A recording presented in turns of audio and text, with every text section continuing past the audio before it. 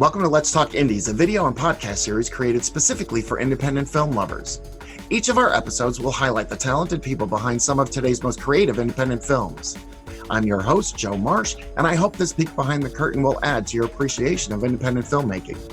Now we're going to turn the camera around and focus it on today's guest. But first, let's take a look at the trailer for today's featured film. Before Marilyn Monroe, before Anna Nicole, from writer-producer Frank Ferruccio and director Rob Villano, there was another blonde sensation. Her name was Jayne Mansfield. This is the incredible story of her life. Her star soared high. I finally get some respect in this business for marrying a serious director. And just forget about love altogether, huh? Love is overrated. All it brings you is misery. I want success, fame, and respect. Then fell from the sky, too hard and too fast. Ferruccio Enterprises and Villano Vision Films presents Diamonds to Dust, based on a true story. Where's Jane Marie? You're a user, and everything you leave is what you brought into this relationship is nothing! Based on the book from writer Frank Ferruccio. I just wanted to tell you, it's all over the news. Marilyn was pronounced dead. A film by Rob Villano. Diamonds to Dust. Coming soon.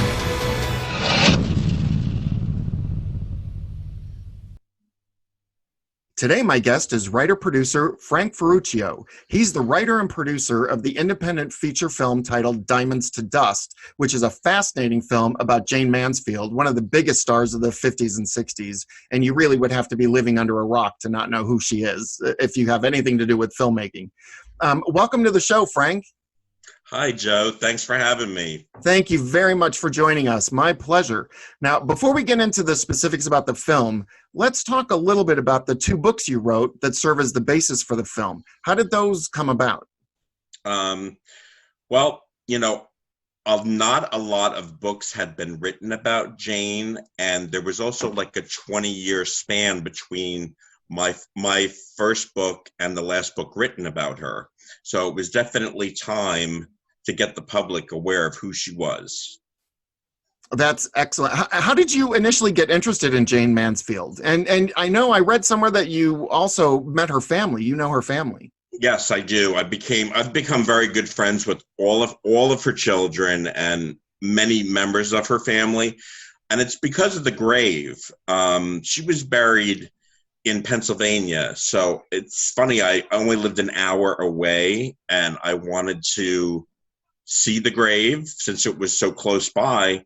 And I was 13 when I first went up there, and it struck me that there were no flowers or anything on her heart-shaped tombstone. And, that's because her family all lived out west. So I made it my personal mission to take care of the grave and visit and bring flowers and make sure everything was all, okay with it. And that's amazing. Did you grow up watching her films? Is that how you became a fan? I did. My parents were older, and I watched a lot of classic movies growing up, Marilyn Monroe movies particularly, and whenever you encountered Marilyn, you would hear about Jane. They were almost like, and I'm like, who is this Jane? So it created enough interest in me that I wanted to learn who she was. And then after being to her actual grave site, I felt compelled to learn more, which made me a fan and made me want to create projects about her because everybody should learn about her. Well, and by the way, you're bopping your camera. Oh, I'm sorry. Okay. When you were writing the books, what was the most surprising thing you learned about Jane? I think that she was always the leader. She was always the star, even before she was a star. In her family, she came from a large family of cousins and uncles and aunts, And she, even at like the age of 3 and 4 years old, she was the star. She played the violin and the piano, and she'd put on little shows for people with her cousins cast as extras, you know. She was always an attention seeker and star, you know, a prerequisite to a star. And you bring that out beautifully in the film, that, you know, she's the star and the breadwinner. And the other thing too that I found really fascinating is she was portrayed as sort of a bimbo, and she was really incredibly intelligent. Yeah, she was a very intelligent woman. And, you know, in the 50s, Life magazine titled her Broadway's smartest dumb blonde. That encapsulates her perfectly. Yes, it does. It was just, it's really funny that somebody that you would think would not be real intelligent ends up being incredibly talented and incredibly smart. When you decided to make this film, from book to film, were you concerned about anything? Were there any concerns, or did you think, oh, okay, I'm just going to turn these books into a film? I planned for like a year and a half. I read every book about filmmaking. I had notebooks and spiral notebooks everywhere with like things written and sketched, and wardrobe and costumes and locations. And I thought I had everything so solidified and ready to go. And then came the first day of filming, and it was like somebody took all my preparation and just threw it into like a hurricane or a turbine, and it was all gone because I had to start over from square one. It was like nothing I had ever experienced or anything I would ever go through. Well, I think a lot of new independent filmmakers will experience, you know, a similar thing. There is a learning curve to this. I mean, if it was really easy, everybody would be doing it. Absolutely. So, you know, there is a learning curve, and that's always, I think, good to point out to any of our viewers or listeners that are new to filmmaking. You're going to make mistakes. Things are not going to go according to plan, and you have to be able to roll with the punches. Yeah, within a moment's notice. Exactly. And you have to just keep going. What do you think people will take away about Jane and her life from watching the film? What is your hope? I'm hoping that there's enough interest that they'll want to learn more, because she really was an incredible woman.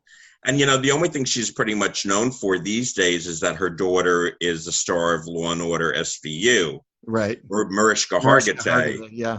And, you know, Jane was a pioneer, you know, to be a single mom, have 5 children, you know, play the piano and violin, speak 5 languages fluently, you know, have a college degree, have made 30 films, and be dead by the age of 34 is pretty incredible. You know, from watching the film, it's almost like she lived 17 lifetimes. Yes. In a 34-year period. It's like she did it in super speed. Exactly. Yeah, that actually, when I was watching the film, I was like, man, she did a lot in 34 years. She really did. She made every day.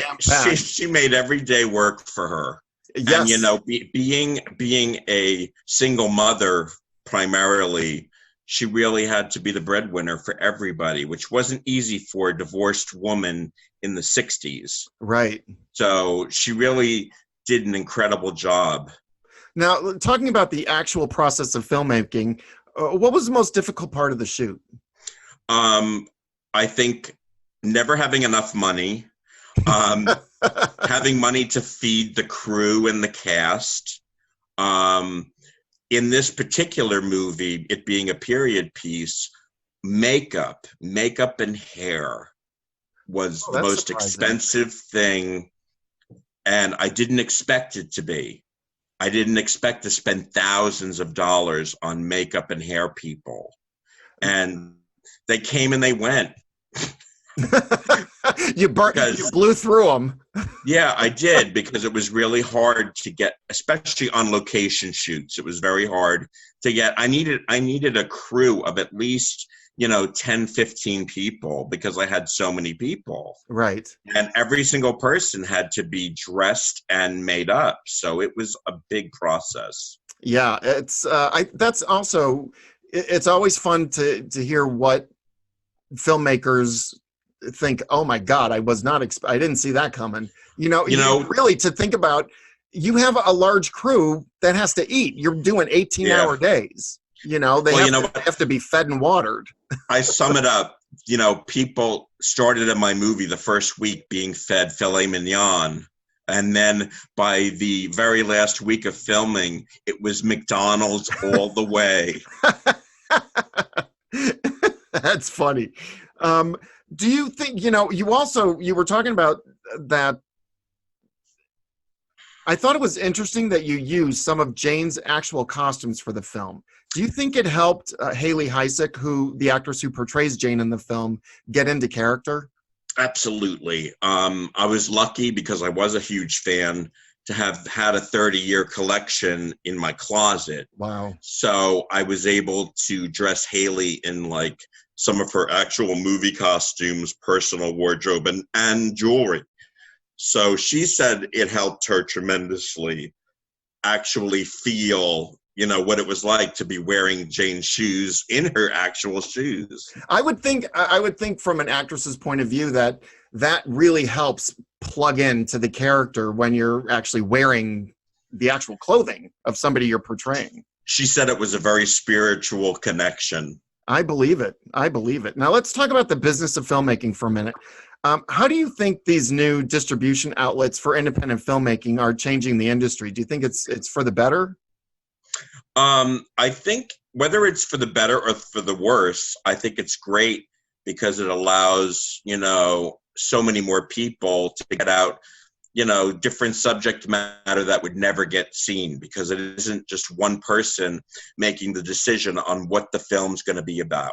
There's thousands of filmmakers now out there making films about every subject imaginable. Well, it's almost made it sort of a more democratic process. Absolutely. Where, it used to be you had to get a deal with Fox or absolutely.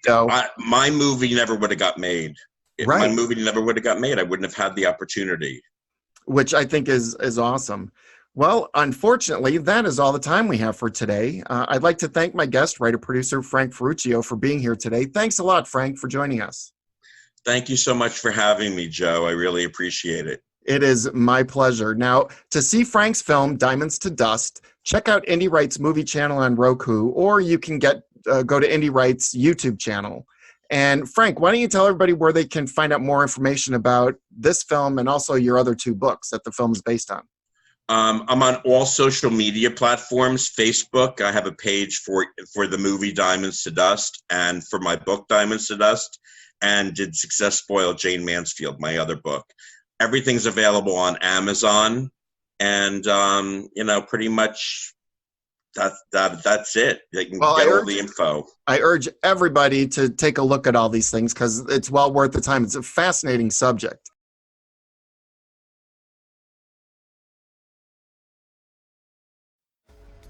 I hope you've enjoyed today's program and our look behind the scenes of today's featured film. I hope you'll come back and join us for another episode of Let's Talk Indies.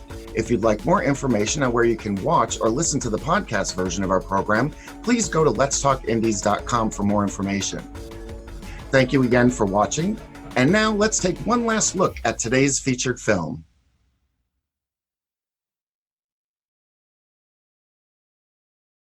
Before Marilyn Monroe, before Anna Nicole, from writer-producer Frank Ferruccio and director Rob Villano, there was another blonde sensation. Her name was Jane Mansfield. This is the incredible story of her life. Her star soared high. I finally get some respect in this business for marrying a serious director. And just forget about love altogether, huh? Love is overrated. All it brings you is misery.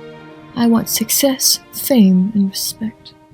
Then fell from the sky Too Hard and Too Fast, Ferruccio Enterprises and Volano Vision Films presents Diamonds to Dust, based on a true story. Where's Jane Marie? You're a user, and everything you leave is what you brought into this relationship is nothing! Based on the book from writer Frank Ferruccio. I just wanted to tell you, it's all over the news. Marilyn was pronounced dead. A film by Rob Volano. Diamonds to Dust. Coming soon.